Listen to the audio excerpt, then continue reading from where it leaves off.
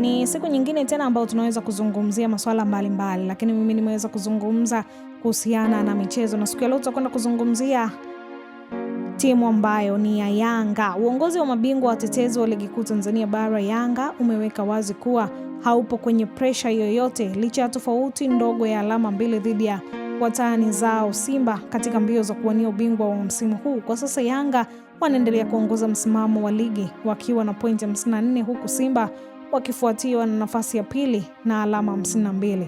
Timu zote zimebakiza michezo 8 ambayo inaweza kubadilika kabisa taswira ya mbio za ubingwa huo zinazozidi kupamba moto kila iitwapo leo. Akizungumza kuhusu hali hiyo, msemaji wa Yanga Ally Kamwe amesema tofauti hiyo ya pointi inaonyesha wazi jinsi ushindani wa ligi ulivyoongezeka kwa kasi kikubwa msimu huu tofauti na ilivyokuwa katika misimu iliyopita. Kama amesema kuwa Yanga bado ipo kwenye mstari sahihi wa lengo waliojiwekea tangu mwanzo wa msimu, jambo ambalo linawapa utulivu mkubwa kuelekea hatua za mwisho za mashindano yote yanayoshiriki. Hatuna presha kwa sababu bado tupo ndani ya malengo yetu. Tupo hatua ya nusu fainali ya kombe la shirikisho la CRDB na pia tunaongoza ligi kuu.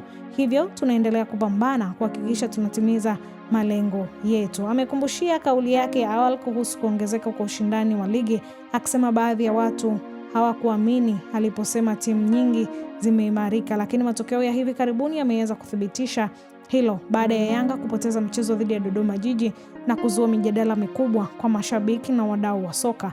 Kama amesisitiza kuwa Yanga haipewi nguvu na maneno ya nje wala presha kutoka kwa wapinzani wao. Badala yake wanaendelea kuzingatia mipango yao ya ndani, wakiamini bado wana nafasi kubwa ya kutetea taji lao la ligi msimu huu. Hii ni Gift Online TV.